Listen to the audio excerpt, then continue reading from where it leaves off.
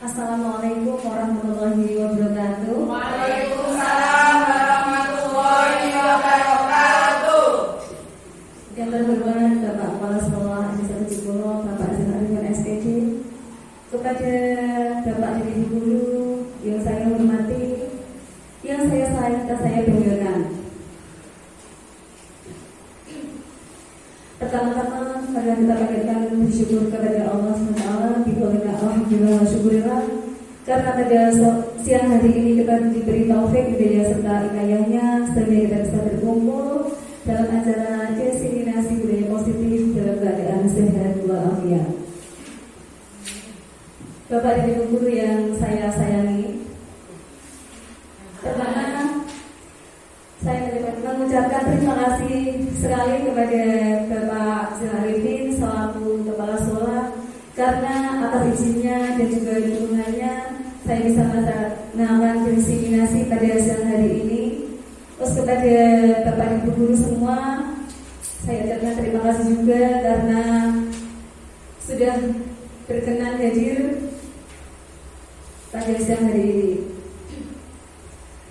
Di sini saya akan mendiseminasikan tentang budaya positif, yang mana ini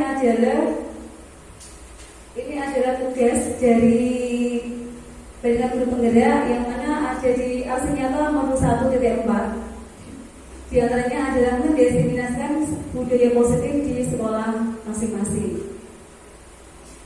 Di sini saya bukan sebagai tutor ya, bukan sebagai dosen juga bukan. Saya cuma ingin itu ya, mengamalkan sedikit ilmu yang telah saya dapatkan di Pendidikan Guru Penggerak. Jika seandainya ada kesalahan dan juga ada kekurangan, mohon dimaklumi dan dimaafkan.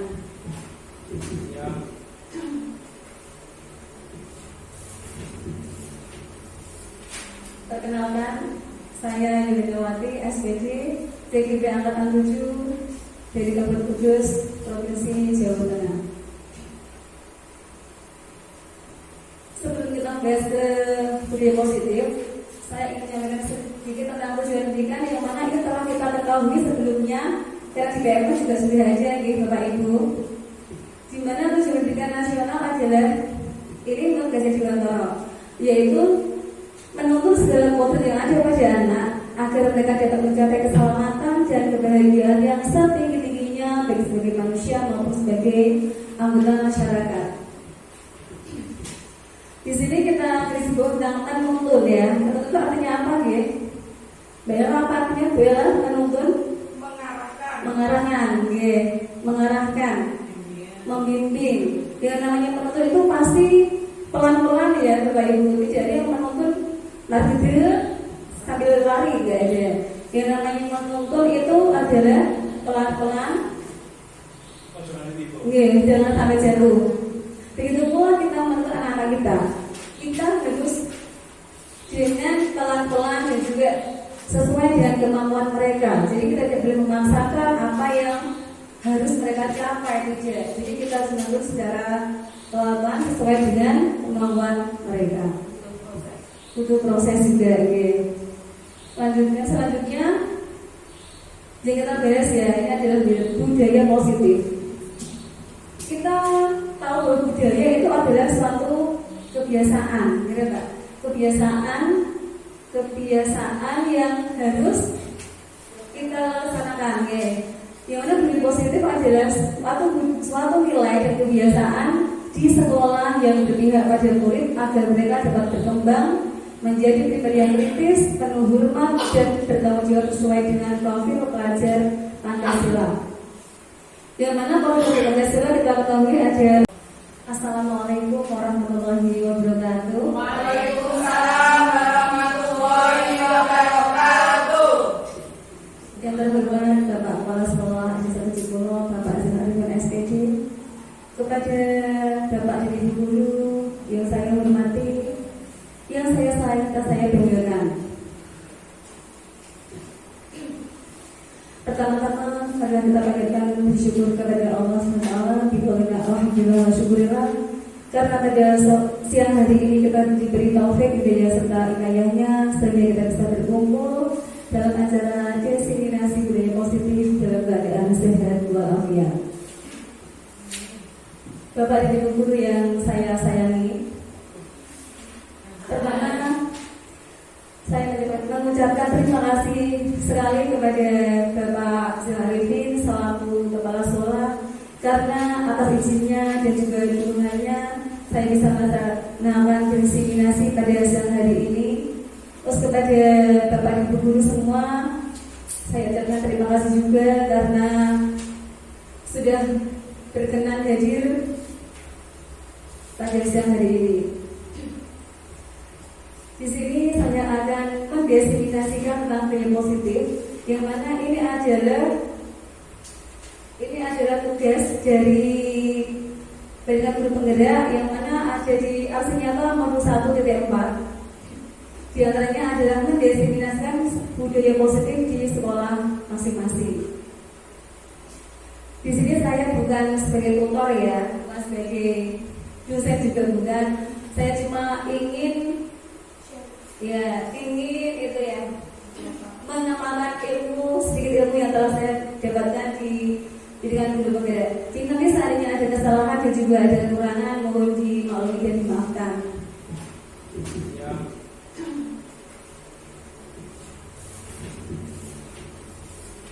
Perkenalkan, saya Yuliawati SPD TGP Angkatan 7 dari Kabupaten Kudus, Provinsi Jawa Tengah. Sebelum kita bahas ke budaya positif, saya ingin menyampaikan sedikit tentang tujuan pendidikan yang mana itu telah kita ketahui sebelumnya dan di BMK juga sudah ada di Bapak Ibu. Di mana tujuan pendidikan nasional adalah ini menurut Gajah Dewantara, yaitu menuntut segala kualitas yang ada pada anak agar mereka dapat mencapai keselamatan dan kebahagiaan yang setinggi-tingginya baik sebagai manusia maupun sebagai anggota masyarakat. Di sini kita disebut tentang menuntun ya. Menuntun artinya apa ya? Bayar apa artinya? Bayar menuntun? Mengarahkan, membimbing. Yang namanya menuntun itu pasti pelan-pelan ya, Bapak Ibu. Jadi yang menuntun lari sambil lari enggak ada. Yang namanya menuntun itu adalah pelan-pelan. Jangan sampai jatuh. Begitu pula kita menuntun anak-anak kita harus dengan pelan-pelan dan juga sesuai dengan kemampuan mereka. Jadi kita tidak boleh memaksakan apa yang harus mereka capai tidak. Jadi kita harus menuntun secara pelan-pelan sesuai dengan kemampuan mereka. Butuh proses juga. Selanjutnya yang kita bahas ya, ini adalah budaya positif. Kita tahu bahwa budaya itu adalah suatu kebiasaan, kebiasaan yang harus kita laksanakan ya. Yang mana budaya positif adalah suatu nilai dan kebiasaan di sekolah yang berpihak pada murid agar mereka dapat berkembang menjadi pribadi yang kritis, penuh hormat dan bertanggung jawab sesuai dengan profil pelajar Pancasila. Yang mana kalau di Pancasila kita ketahui ada enam, di antaranya adalah yang pertama beriman dan bertakwa. Beriman dan bertakwa, ada Maha Esa. Itu ada lagunya Mbak. Aku ya ada lagunya. Lagunya dari mana? Belajar Pancasila, beriman dan bertakwa pada Tuhan yang Esa dan berakhlak mulia, berkebinekaan global, gotong royong mandiri, kreatif dan bernalar kritis, seperti itu guys. Itu nanti bisa kita itu terapkan ke anak-anak setiap pagi setelah selesai berdoa, biar mereka tahu bahwa proses persiapan Israel itu ada 6 dan mereka sudah hafal yang bisa dilaksanakan.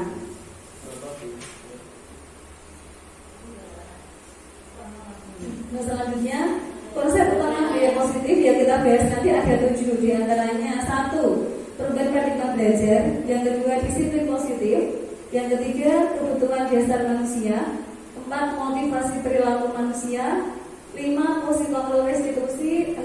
Keyakinan kelas, dan yang nomor 7 adalah segitiga restitusi.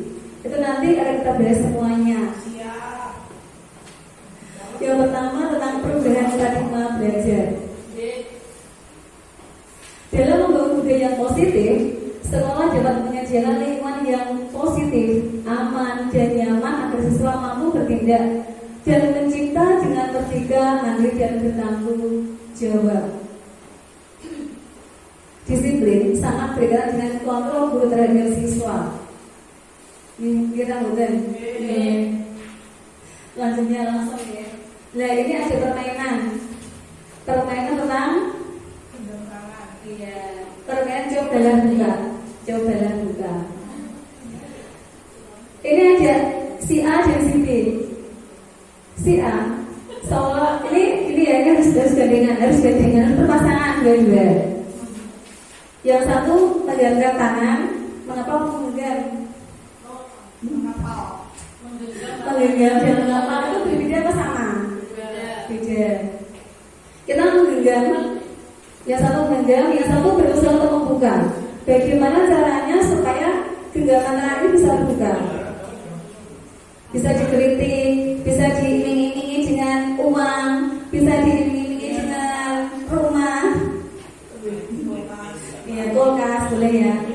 Yang penting genggaman ini bisa terbuka. Coba taksikan dengan Tiffany. Begitu kuatnya genggamannya Pak Arsimin. Bagaimana ya? Apakah Tiffany bisa membuka? Bisa. Begitu eratnya genggamannya Tiffany dan Pak Arsimin.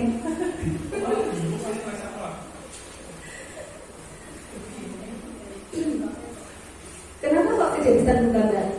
Karena saya mengontrol diri saya supaya tidak bisa dibuka oleh orang lain. Saya sendiri yang Kenapa kok tidak boleh dibuka oleh orang lain? Apa isinya ya genggamannya? sangat berharga. Sangat berharga sekali. Iya, Sampai orang lain tidak boleh membuka. tidak boleh. Begitu pun dengan Arsimin tidak boleh dibuka, Pak. Walaupun diiming-imingi. Ini kan sudah kekuatan saya yang kita miliki, tidak boleh orang lain pun tahu di dalam genggaman ini ada sesuatu yang berarti buat saya. Begitu ya, Pak. Iya. Dalam kegiatan ini sebenarnya siapa yang mengendali? Kenapa kok Tiffany tidak bisa membuka genggamannya Pak Arsimin dan juga Pak begitu sebaliknya Pak Arsimin tidak bisa membuka genggamannya Tiffany? Kenapa? Yang mengontrol Iya, karena yang mengontrol diri kita adalah diri kita sendiri. Jadi walaupun diiming-imingi ada rumah, ada uang banyak ya, tapi kalau kita tidak ingin membukanya, maka tidak akan bisa terbuka. Karena yang mengontrol diri kita sendiri adalah kita sendiri. Begitu ya Bu. Semuanya. Yang kedua adalah disiplin positif. Apa sih itu disiplin? tepat waktu, Tepat waktu, taat kepada peraturan, tertib, teratur. Kita lihat ya. Disiplin positif, disiplin apa sih artinya? Disiplin artinya adalah tata tertib, ketaatan, kepatuhan. Itu KBBI. KBBI itu apa sih kepanjangannya? Kamus Besar Bahasa Indonesia. Dalam budaya kita, kata disiplin itu bisa dimaknai sebagai apa? Sesuatu yang dilakukan oleh seseorang pada orang lain untuk mendapatkan kepatuhan. Kita sering menghubungkan disiplin itu dengan ketidaknyamanan. Iya Pak tidak sih? Iya. Contohnya, ini terpaksa ya. Contohnya, kita harus berangkat pagi sekali. Ya. Padahal kita harus pulang dan juga harus pulang jam 2. Dan itu kita merasa tidak nyaman. Ya panjangannya Kamus Besar Bahasa Indonesia. Dalam budaya kita, kata disiplin itu bisa dimaknai sebagai apa? Sesuatu yang dilakukan oleh seseorang pada orang lain untuk mendapatkan kepatuhan. Kita sering menghubungkan disiplin itu dengan ketidaknyamanan. Iya Pak tidak sih? Iya. Contohnya, ini terpaksa ya. Contohnya, kita harus berangkat pagi sekali. Ya. Padahal kita harus pulang dan juga harus pulang jam 2. Dan itu kita merasa tidak nyaman. Ya tapi tidak sih Bapak Ibu? Ya. Begitu pula dengan disiplin ketidaknyamanan kami tidak sesuai dengan keinginan kita. Kita seperti dikekang, harus disiplin. Kita harus sampai di sekolah jam 6:30, kita pulang jam 2. Padahal masih banyak kegiatan yang kita lakukan di sana. Ya, begitu. Ya, nanti solusinya kita dari sini dulu. Ya, disiplin positif. Apa sih disiplin positif? Disiplin positif adalah kemampuan memerintah diri sendiri dalam mengontrol dan menguasai diri untuk memilih tindakan yang maju pada nilai-nilai yang kita hargai dengan penuh tanggung jawab tanpa diperintah oleh orang lain. Ya, nilai yang dihargai adalah nilai kebajikan, yaitu bersifat positif, manusia yang merupakan tujuan mulia yang dicapai setiap individu, yaitu nilai-nilai dalam profil pelajar Pancasila. Jadi yang namanya disiplin positif itu kita sudah dari diri kita sendiri. Kita tidak merasa dikekang, kita tidak merasa diperintah, tidak merasa disuruh oleh orang lain. Jadi kita sudah dari hati kita sendiri. Oh, saya harus berangkat jam 7, berangkat jam 9 sampai sekolahan. Itu dengan senang hati ya. Bukan karena nanti aku dimarahin ini, Zena, atau sampai seperti itu. Tidak ya. Itu kalau disiplin positif. Itu harus positif, contohnya seperti itu. Jadi kita tidak merasa itu tadi diperintah atau karena sesuatu yang lain ya, tapi kan dari hati kita sendiri. Dari hati. Konsep yang ketiga yaitu kebutuhan dasar manusia. Kebutuhan setiap manusia itu pasti berbeda-beda. Jadi kita harus berusaha memahami pandangan orang lain tentang dunia. Kita tidak bisa menyamakan orang lain seperti kita. Kita tidak bisa memerintah orang lain seperti kita, menyuruh orang lain seperti kita, tidak bisa. Karena apa? Karena kebutuhan kita sudah berbeda-beda, ya kan? Tidak bisa membanding-bandingkan, membedakan. Aku bisa datang sampai sekolah jam 6, kenapa kamu tidak bisa? Ya kan? Padahal kita kebutuhannya berbeda. Ada yang harus itu mandiin anaknya, ada yang harus ngantar sekolah juga. Ada yang langsung ke sini bisa karena masih single ya kan, seperti itu. Jadi kebutuhan manusia itu berbeda-beda, tidak bisa kita menyamakan. Ya, aku bisa, kamu kenapa nggak bisa, tidak boleh. Ini ada 5 ya tentang kebutuhan dasar manusia. Yang pertama adalah bertahan hidup. Yang kedua cinta kasih atau ingin diterima. Yang ketiga kesenangan. 4 kebebasan, dan yang kelima penguasaan. Ini ada contoh kasus Ibu Santi, guru wali kelas 3 di SD Melati, sedang bingung menghadapi olah salah satu muridnya yang bernama Anton. Dia sering meminta jajanan kepada anak perempuan dengan paksa ketika istirahat. Beberapa anak perempuan di kelas 3 sudah laporan dan mengeluhkan hal itu kepada Ibu Santi. Jika Anda menghadapi situasi seperti Ibu Santi, apa yang akan Anda lakukan? Bu Iman, bagaimana, apa yang anak ibu lakukan? Seandainya ada anak-anak pada laporan kepada ibu, laporan, Bu, jajanku diminta oleh Anton. Terus bagaimana Bu sikapnya dengan Bu? Kita terima dengan memberi pengarahan saja. Kita terima laporan dari anak tersebut, kita beri pengarahan kepada yang pada Anton, sehingga anak tersebut bisa berubah dan mengambil kesalahan seperti Radit tadi. Seperti Anton. Demikian Bu Yuli. Terima kasih Bu Ima.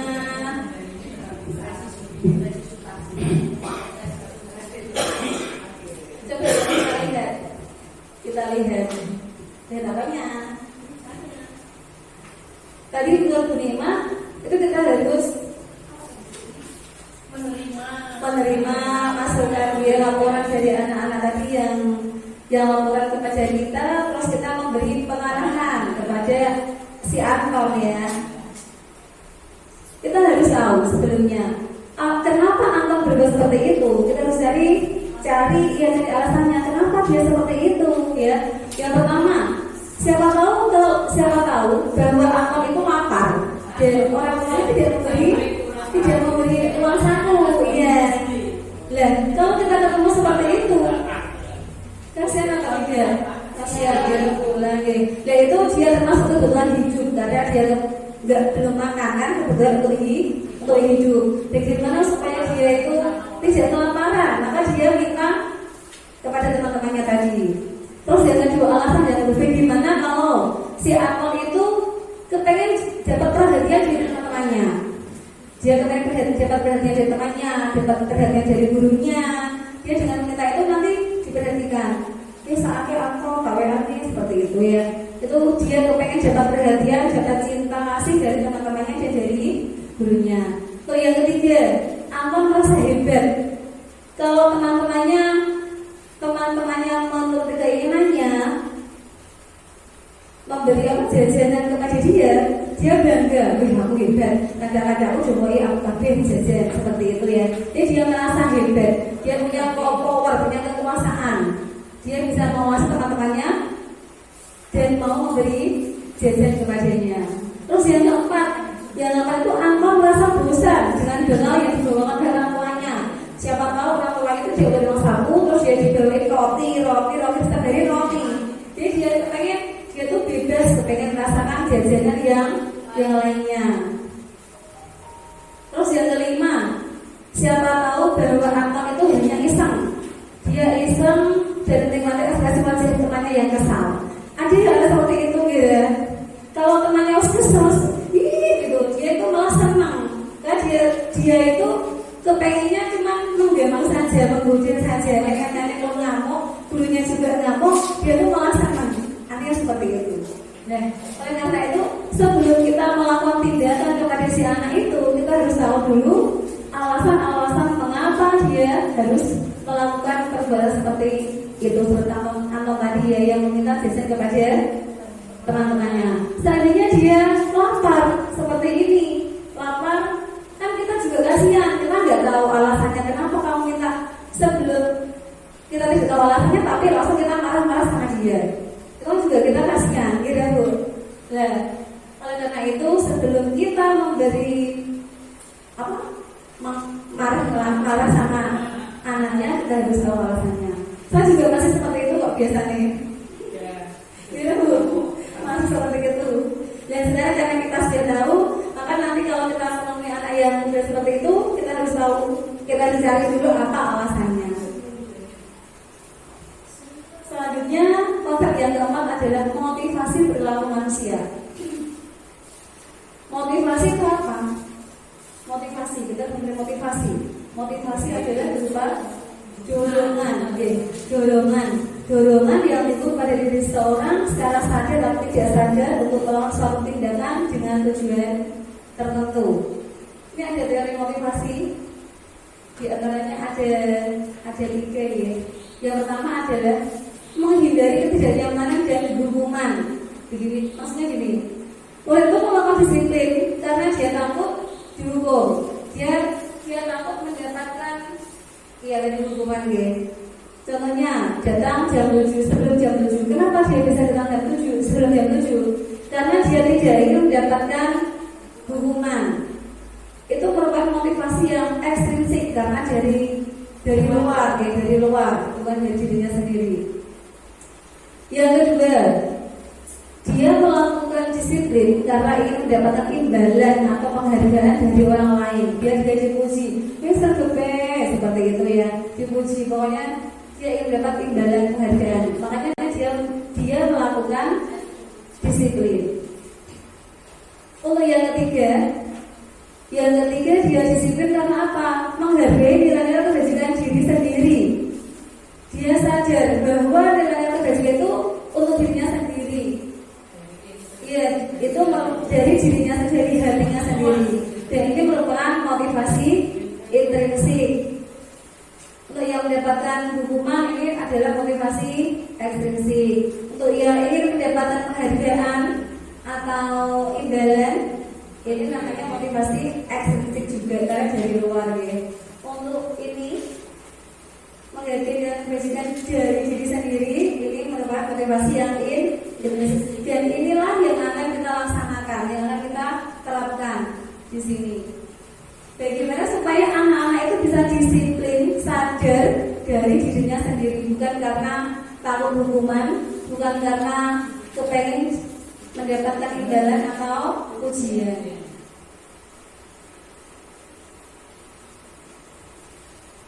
Ini ada terus lagi. Nanti Bapak Ibu memilih ya ini adalah hukuman apa konsekuensi. Kita harus tahu dulu perbedaan antara hukuman dan konsekuensi. Hukuman itu yang gimana ya contohnya?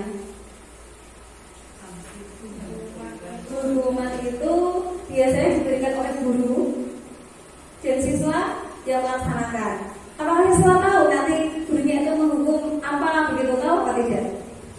Tidak tahu. Itu dari gurunya sendiri berarti Ibu. Langsung saja otomatis. Sepertinya contohnya seperti apa ya?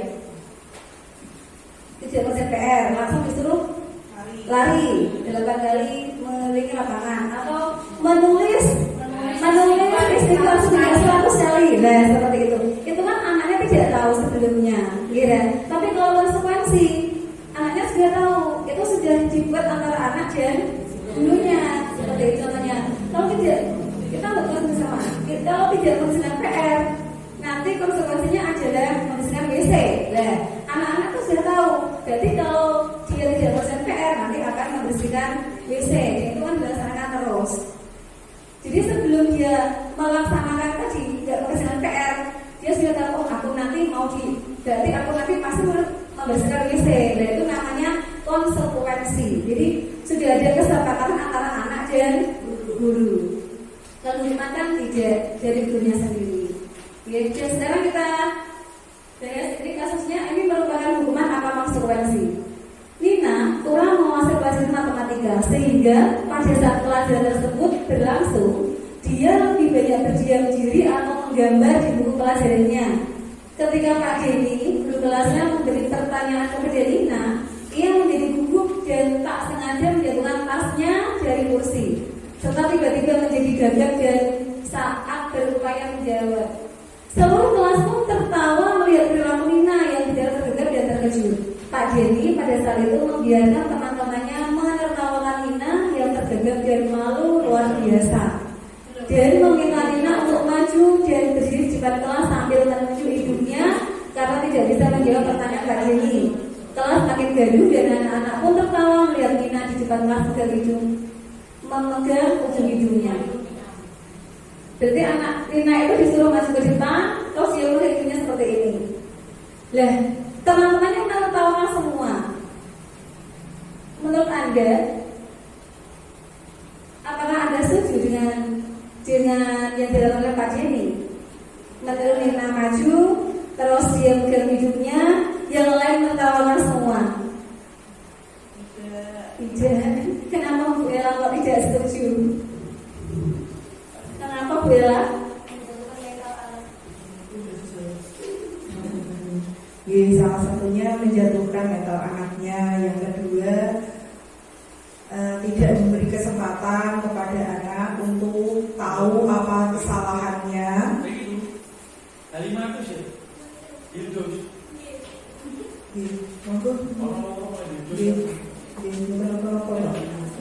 Jadi saya sudah menjawab ini. Ya, jadi seperti itu.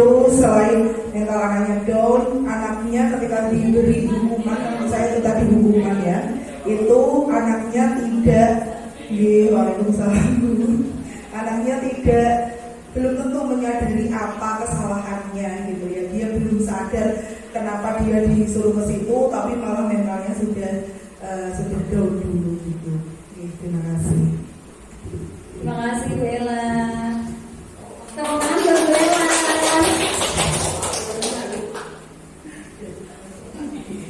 Bu Ella benar sekali ya. Kenapa tidak setuju? Karena itu bisa menjatuhkan mental anak, dan anaknya juga belum tentu tahu kenapa dia disuruh berdiri di depan dan memegang ujung hidungnya.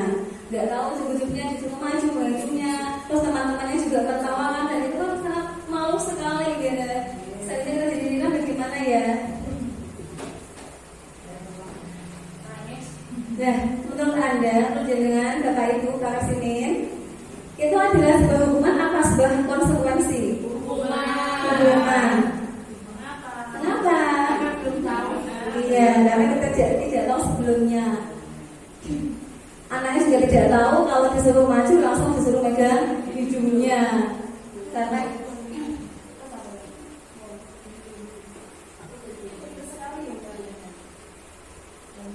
lanjut. Ya. Ini kita disuruh milih antara konsekuensi atau hukuman. Yang nomor 1, tercatat 100 kali di dalam buku kalimat saya tidak akan terlambat lagi karena terlambat sekolah. Hukuman apa konsekuensi? Hukuman. Yang kedua, lari mengelilingi lapangan basket 2 kali karena terlambat hadir di sekolah. Hukuman. Membersihkan coretan yang dibuatnya di meja tulis. Konsekuensi ya. Murid diminta untuk push up 15 kali karena tidak menggunakan masker ke sekolah. Yuk, apa ini? Murid diminta push up 15 kali karena tidak pakai masker. Hukuman.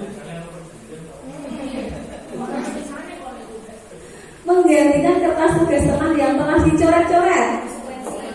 Konsekuensi. Karena dia nilai untuk kertas temannya, maka dia harus bertanggung jawab. Itu adalah konsekuensi. Untuk berjemput di lapangan basket pukul 12 siang karena mengobrol dengan teman. Hukuman. Murid diminta bertelanjang kaki sepanjang hari karena tidak menggunakan sepatu warna hitam setelah sekolah. Apa ini ayo?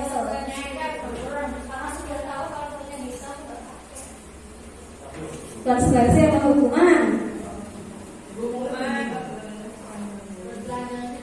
Murid diminta bertelanjang kaki sepanjang hari karena jadi itu dia dari pagi sampai pulang ya tidak pakai sepatu. Karena apa? Karena dia tidak pakai sepatu hitam sesuai dengan peraturan sekolahnya.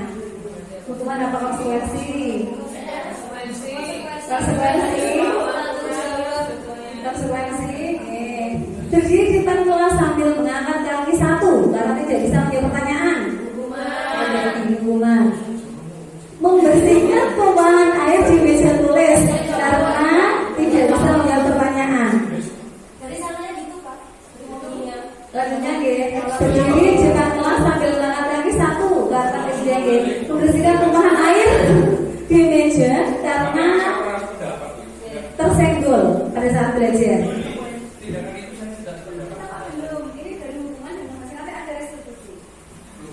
Ya.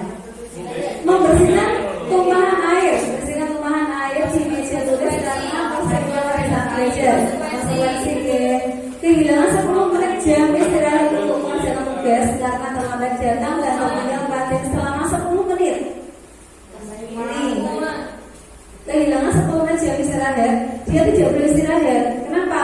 Karena dia tertinggal dan terlambat. Terus untuk mengganti karena dia terlambat, maka dia tidak boleh istirahat, tetapi dia harus mengerjakan tugas yang terlambat tadi. Mengganti. Konsekuensi.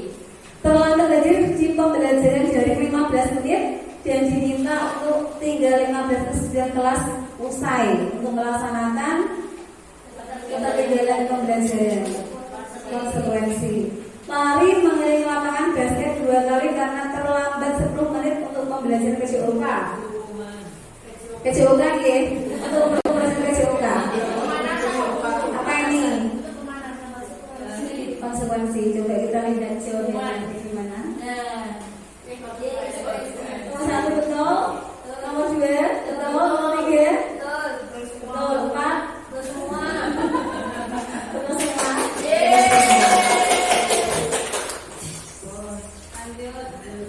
Adakah hukuman yang tidak menyiksa kepada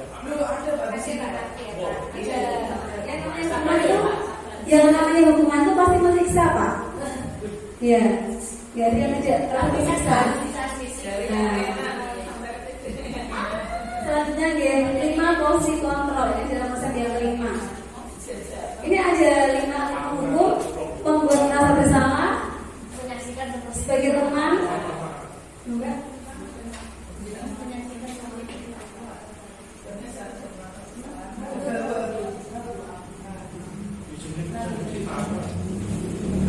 Apakah kita sebagai penghukum, apa membuat orang merasa bersalah, apa sebagai teman, sebagai pemantau, atau sebagai manajer? Selama ini apa yang telah kita lakukan? Kita sebagai apa? Kalau kita menemui anak yang tidak disiplin atau anak yang melakukan kesalahan, kita biasanya apa yang kita lakukan? Apa kita sebagai penghukum? Penghukum itu bagaimana? Seorang penghukum bisa menggunakan hukuman fisik maupun verbal kayak tadi.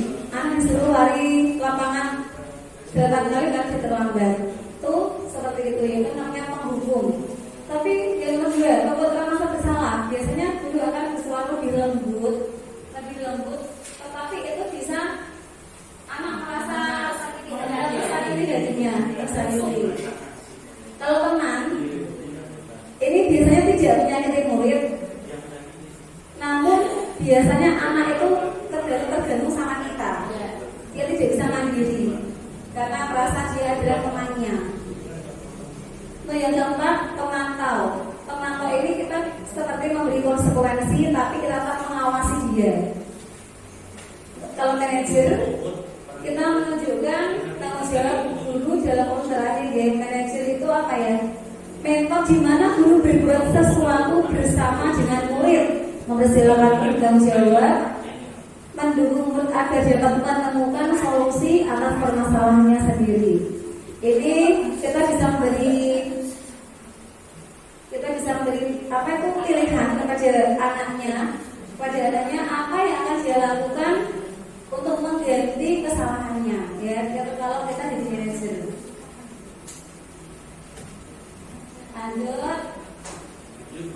lanjut. Kita perhatikan ya, di antara 5 fungsi kontrol ini ada yang merupakan lintas gagal, ada yang merupakan lintas berhasil atau sukses. Yang gagal di antaranya adalah menghukum, membuat orang merasa bersalah. Itu kita dimasukkan ke dalam identitas yang gagal. Contohnya, guru berbuat menghardik, menunjuk-nunjuk kepada si anak. Kenapa itu? Apa yang kamu lakukan? Ya. Nah, itu adalah penghukum.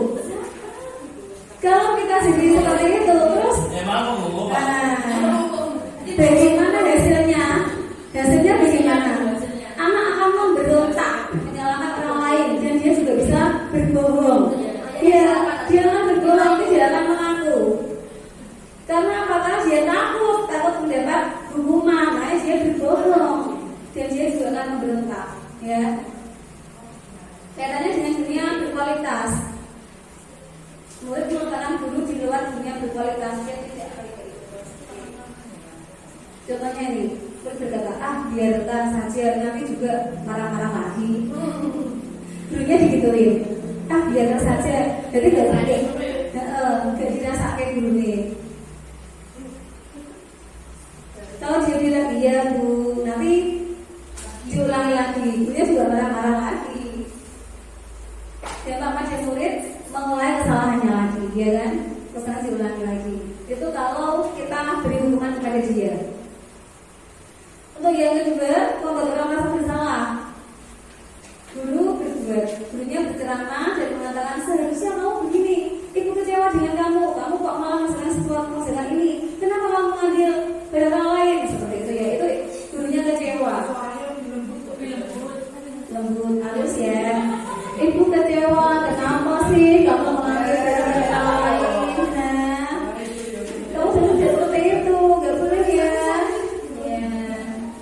Terus muridnya jawab begitu.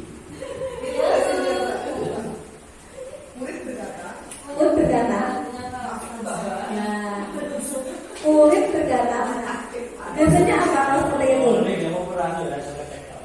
Menyembunyikan, dia akan menyembunyikan, menyangkal dan berbohong. Dia tidak akan menjelaskan.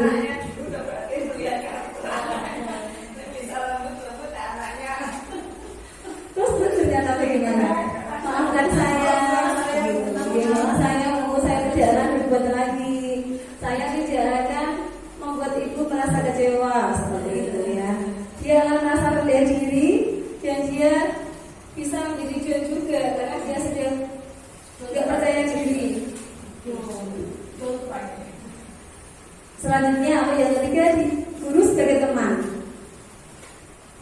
berbuat bagaimana itu?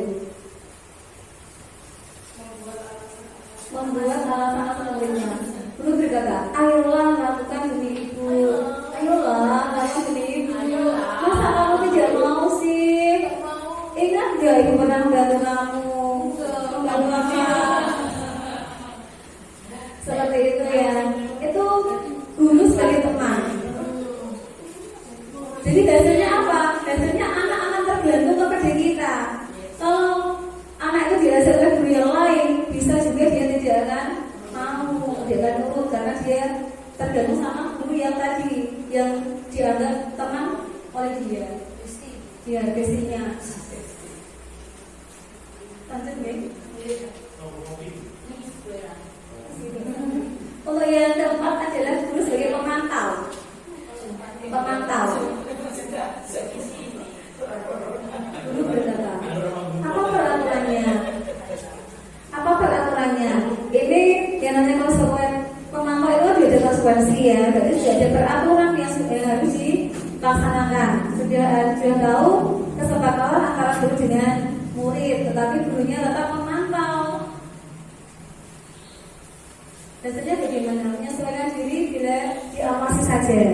Kalau tidak diawasi gurunya, tidak dilaksanakan. Contohnya tadi, kalau tidak mengerjakan PR, harus membersihkan WC. Nah itu kalau tidak diawasi oleh gurunya, maka dia tidak dilaksanakan. Harus diawasi. Yang kelima, guru sebagai manajer. Guru apa yang dilaksanakan? Mengajarkan pertanyaan-pertanyaan kepada siswa yang bermasalah. Guru berkata, apa yang kita yakini ini sesuai dengan keyakinan kelas yang sudah dibuat ya. Apa kamu ingat keyakinan kelas kita seperti itu? Terus bagaimana caranya guru membantu anak itu untuk mencari solusinya? Bagaimana supaya dia tidak melaksanakan hal-hal yang negatif lagi? Jadi tidak ada yang salah ya. Tapi gurunya ini tidak boleh hukuman juga, tidak boleh masalah juga, tapi memberi solusi bagaimana supaya biasanya itu dia tidak melakukan lagi. Itu hasilnya bagaimana? Menguatkan pribadi anak. Dampak pada murid mengevaluasi diri, bagaimana cara dia memperbaiki diri. Biar dia tahu caranya, oh aku kalau nggak kerjakan PR, besoknya tadi aku harus kerjakan PR. Dan itu datang dari dirinya sendiri. Jadi tidak usah diberi hukuman atau diberi konsekuensi, tidak usah. Karena itu sudah dari dirinya sendiri. Terus bagaimana caranya?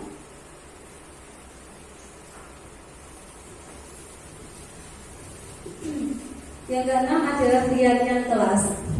Kita harus membuat keyakinan kelas di kelas kita masing-masing. Keyakinan kelas itu apa sih? Kenapa kok tidak peraturan kelas? Kenapa kok namanya harus keyakinan? Kok tidak peraturan? Biasanya peraturan kelas, peraturan kelas apa? Kenapa kok harus keyakinan? Yakin harus dilakukan. Karena yakin harus dilakukan. Karena yakin harus dilakukan.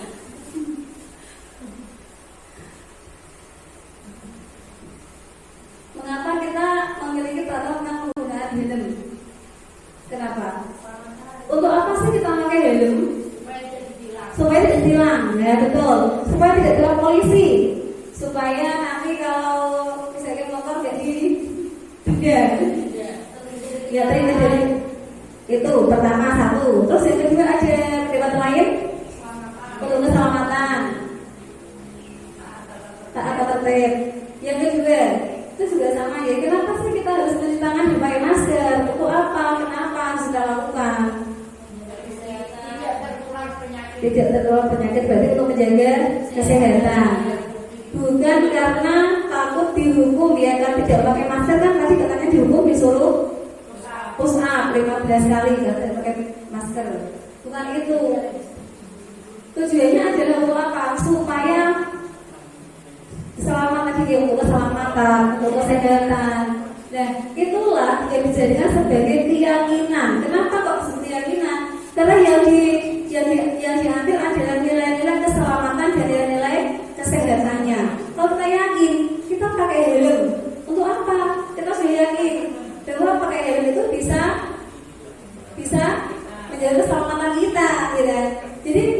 pakai helm bukan karena takut polisi, bukan karena takut ditilang. Kalau kita takut ditilang itu ada suatu peraturan. Kalau kita sudah yakin kemanapun kita naik motor, maka kita harus pakai helm. Pakai sipir nanti kalau ke sawah juga pakai helm ya Pak. Iya, karena untuk keselamatan, bukan karena takut ditilang polisi, gitu Pak. Nah, itulah yang keselamatan kesehatan seperti itulah yang dianggap yang disebut sebagai keyakinan. Mengapa? Itulah jawabannya. Mengapa keyakinan bukan peraturan? Kalau peraturan kan harus dilaksanakan dan karena takut tadi, datang polisi, takut kalau ditilang seperti itu. Kalau keyakinan datang dari diri kita sendiri.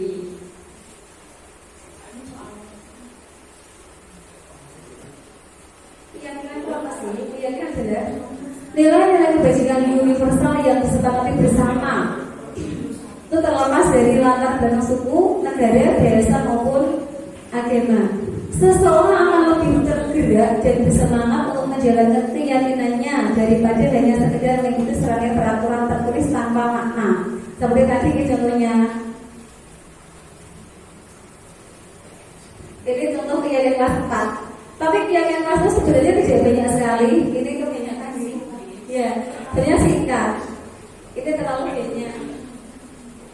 Nanti di kelas selanjutnya untuk keyakinan kelas ya Pak. Keyakinan kelas itu harus kita laksanakan bersama dan nanti akan bisa tercipta disiplin positif. Akhirnya kalau semua melaksanakan positif maka akan jadi budaya yang positif di sekolah kita.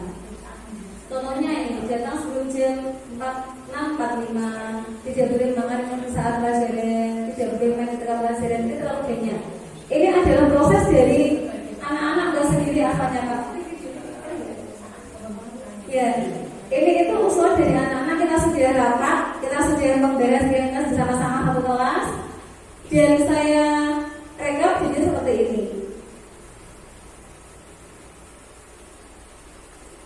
Yang terakhir kita suasana aman, nyaman, tenang dan damai. Di antaranya adalah tidak bertengkar, tidak gaduh, tidak bermain di dalam kelas dan seperti itu. Seharusnya tidak sebanyak ini, tapi 7 sampai 10 saja. Nah seperti ini ya. Jadi pertama yang kita laksanakan adalah peraturan kelas. Yang kedua kita menciptakan keyakinan kelas. Per kelas, masing-masing kelas nanti membuat keyakinan kelas. Jadi keyakinan kelas itu akhirnya akan jadi lingkungan yang positif. Kalau semua kelas dari kelas 1 sampai kelas 6 melaksanakan kelas punya keyakinan masing-masing, ya kan? Keyakinan kelas kan itu mendorong kita untuk dengan anak untuk berbuat yang baik, ya kan? Kalau semua anak sudah baik semua dari kelas 1 sampai kelas 6, maka nanti akan tercipta lingkungan yang positif. Dengan positif, akhirnya akan jadi budaya yang positif karena dilakukan setiap hari.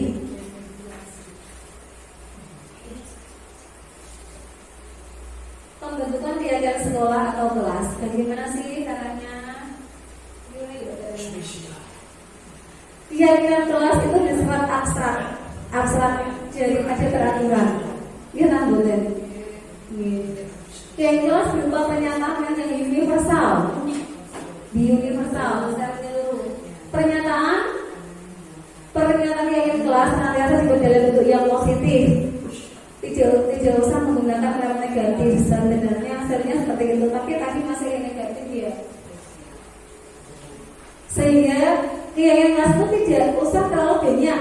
Kenapa? Supaya anak-anak mudah mengingat dan memahami keyakinan kelasnya masing-masing. Itu tidak usah banyak-banyak, antara 4 sampai 7 saja. Diambil globalnya secara universal saja, tidak usah terlalu rumit.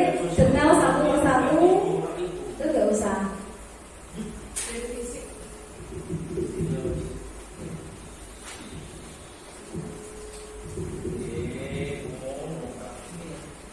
Selanjutnya segitiga restitusi. Ini ajaran konsep yang terakhir ya, yang ke-7.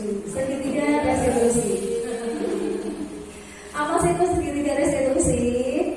Segitiga restitusi merupakan proses menciptakan kondisi bagi murid untuk memperbaiki kesalahan mereka, sehingga mereka bisa kembali pada kelompok mereka dengan karakter yang lebih kuat. Tanda segitiga restitusi ada 3 ya. Ada 3 di antaranya apa? Ini. Yang pertama,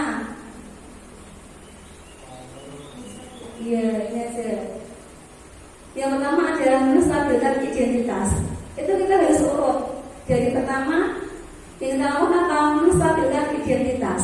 Yang kedua, validasi tindakan yang salah. Yang ketiga, menanyakan keyakinan. Itu harus kita laksanakan secara urut, secara runtut. Jadi tidak bisa bolak-balik kita menanyakan dulu baru validasi tidak, tapi harus urut dari menstabilkan identitas. Terus bagaimana sih caranya menstabilkan identitas itu? Baik ya. Menstabilkan identitas caranya bagaimana? Oke, kita panggil anaknya, kita tanyakan, kita tanya, kenapa kamu tak pergi ke sini? Ya seperti itu. Lalu kita tanyakan, apa yang kamu lakukan sampai kamu tak pergi ke sini? Kamu tahu seperti itu. Ya, jadi kita harus mencari dulu kesalahannya dia itu apa yang kita tanyakan. Kita bisa berkata seperti itu. Tidak ada manusia yang sempurna. Ya, tidak ada manusia yang sempurna seperti itu ya. Contohnya untuk menentukan identitas kita harus tahu dulu, kita cari kenapa kamu melakukan hal itu, kita panggil anaknya. Itu menentukan identitas. Yang kedua, validasi tindakan yang salah. Kita tanya. Contohnya kemarin ya itu ada Farah yang makan di dalam kelas ya. Setelah katanya, Mbak Farah, kamu tahu kenapa tak boleh ke sini?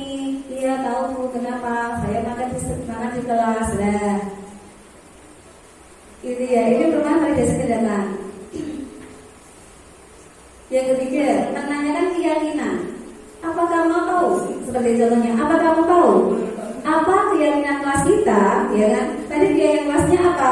Tidak boleh makan dan minum di dalam kelas saat pelajaran. Nah, kita tanyakan kepada dia, apa kamu ingat apa keyakinan kelas kita?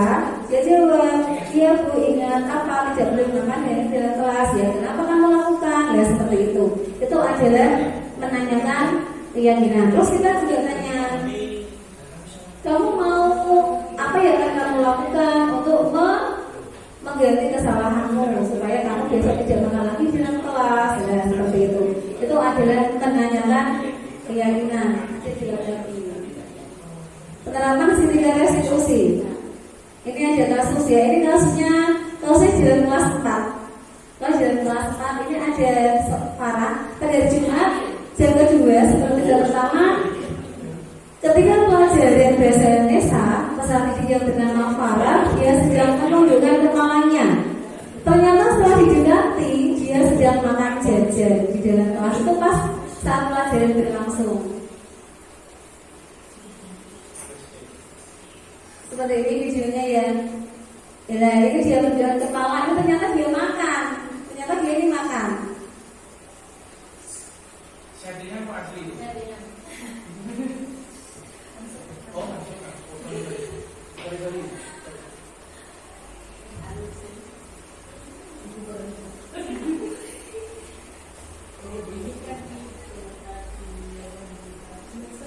Karena kita seperti itu bicaranya. Kita harus menanyakan kenapa kamu kok menundukkan kepala? Oh ternyata dia makan di kelas. Tapi kita tidak boleh langsung memarahi dia di situ. Kita panggil pas waktu istirahat. Kita panggil adanya ke kantor seperti itu caranya. Nah, ini saya panggil dia ke taman ya, biar dia merasa nyaman. Dia tidak takut. Ya. Ini sebenarnya suaranya ya. Itu katanya dia, kenapa dia kok bisa makan di dalam kelas ya? Ternyata apa? Pas saya tanya, ternyata dia itu belum sarapan. Makanya dia makan di kelas dan dia itu tidak sabar menunggu sampai istirahat. Dia sudah lapar, makanya dia makan di dalam kelas.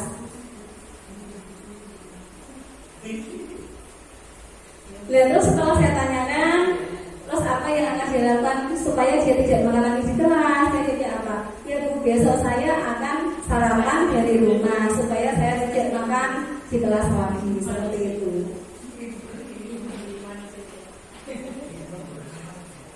Gitu Ibu. Nanti saya juga biasanya kalau anak itu pasti langsung marah-marah spontan ya.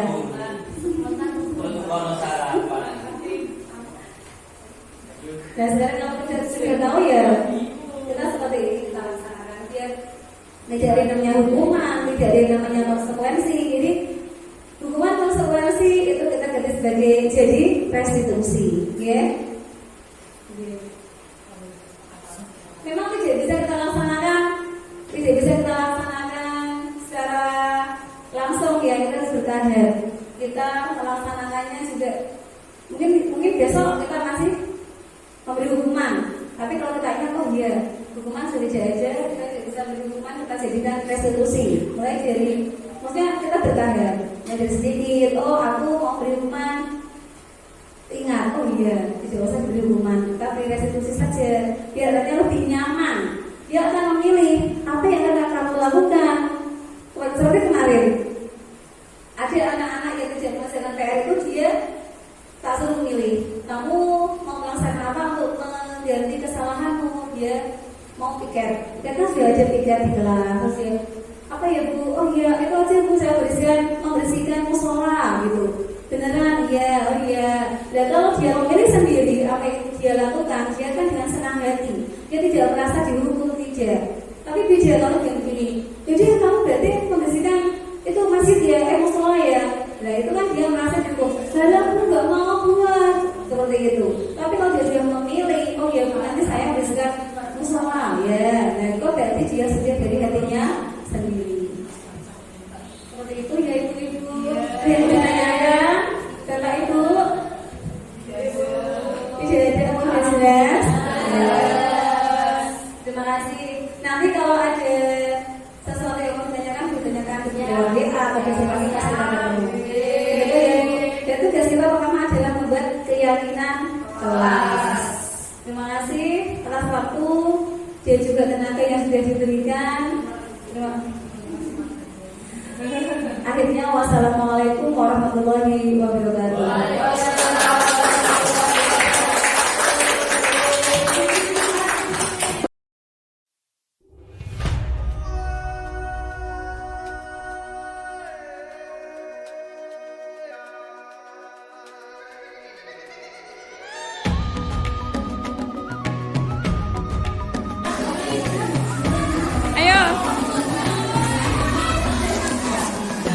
Langsung di belakangnya. Betul, ayo langsung belakangnya.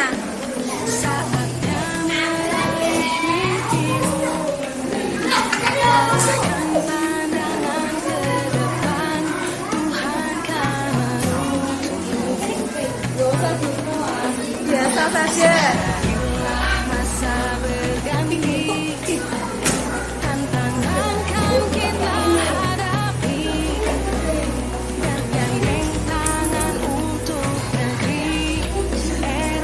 Kita menanti bersama. Kita belajar Pancasila. Kita bernafas dalam sila-sila. Kita penuh Pancasila. Ayo kita jaga untuk Indonesia. Bersatu dalam perbedaan.